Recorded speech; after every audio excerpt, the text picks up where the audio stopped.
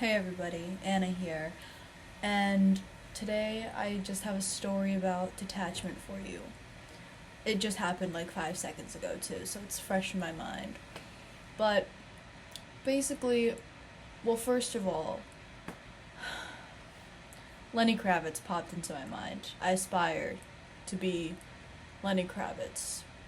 Um, he's in my dream blunt rotation. But I was thinking about him because I was thinking about how healthy he is and how he seems just so he just is just yeah.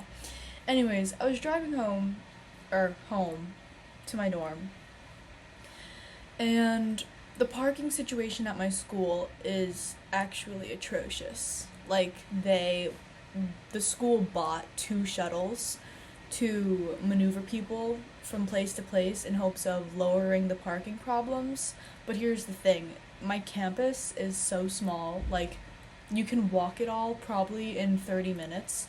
So the shuttles were quite unnecessary, and that hasn't solved any of the parking issues. But basically, I live in this building. There's a hill that goes down here, and there's parking down here, and then there's also this parking lot adjacent to my building. This is like the golden ticket right here. That's where you want your parking to be. There's also parking back here and even further down the hill, but you really want the spot that's adjacent to the building. It's the best parking if you live in this building, period. Anybody who lives here knows that. So as I'm driving home, I'm like, gosh, it's 1 almost 2 p.m. on a Thursday, classes are in session, people are driving around, I I want a good parking spot. And then I just thought to myself, well, what would Lenny Kravitz do? What would WWLW? WWLK. What would Lenny Kravitz do? So I think to myself, and I go, okay, well, you know what, here's the thing. If I get my parking, that's great. If I don't get my parking, it's great.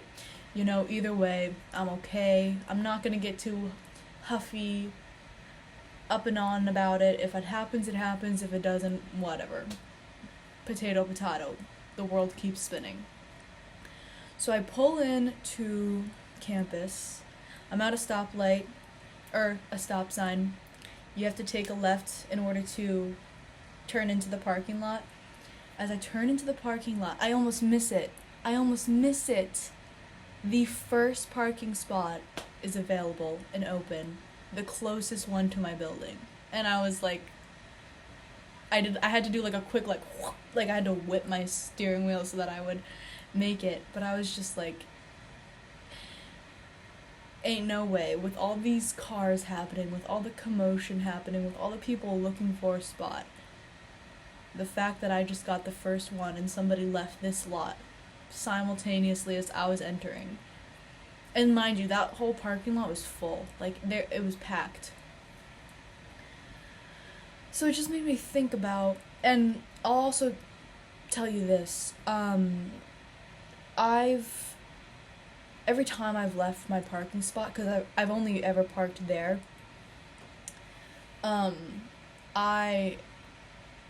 I felt what it was like to already have my parking spot before I actually had it. So I got it in that sense. Every time I was driving home from leaving my spot, I would be like, okay, I'm so happy and grateful I already got my parking spot. And every time it worked. I would get my spot. Granted, I might have had to do a loop around the lot, and then I would see these boys walking to their car, and I was like, okay, they're leaving. And it happened to be right where my car was originally. I always got it then too, but that one took a lot of energy. Now I find that this way that I've done it, just seemed a bit more effortless and a lot easier. And I really liked it too. It was really just smooth and flowed so nicely for me. And I was like, wow, this is incredible. And I kind of went into a flow state almost, and I'm kind of in it right now. It's just we have so many distractions around us that I think we forget what life is actually supposed to feel like. And it's not supposed to feel rushed. It's not supposed to feel oh my god, I have to do this, and oh my god, I have to do that. And don't get me wrong, like, I love a productive, oh my god. Okay. Okay, muscles. Alright. Granted, I love a productive morning routine. I love getting up early. I love meditating and yoga and blah. But I think we forget that, like, we need to slow it down a bit. I mean, your whole life's gonna flash before your own eyes if you don't slow down right now. So, yeah, I mean, there's kind of a lot of messages within this one message, but when you are so hellbound on having something and wanting it, it literally does run away from you. And then when you get to a point where you're okay with, you know, if it happens to me, that's great, and if it doesn't happen to me, like, I'm okay. Either way, I'm okay. It's that mentality that you kind of need to tap into, and it worked today for me. It worked out for my, like, oh my god, it could not have been better. The way I was like, no freaking way, I just got the closest parking spot.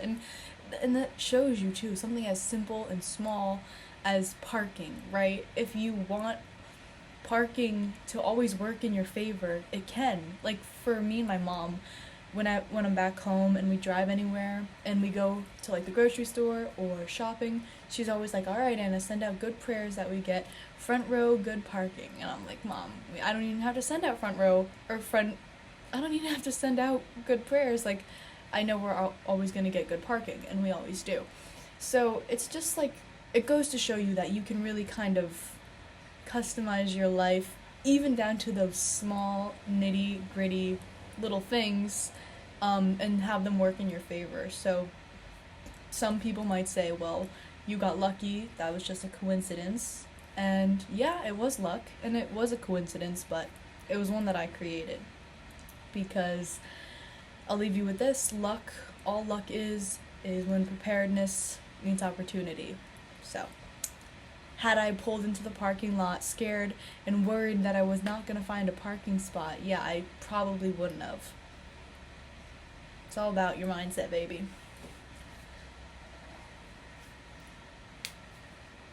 Okay, so I do have to do some schoolwork, but I also just had to share that message with you. So, I'll talk to you soon.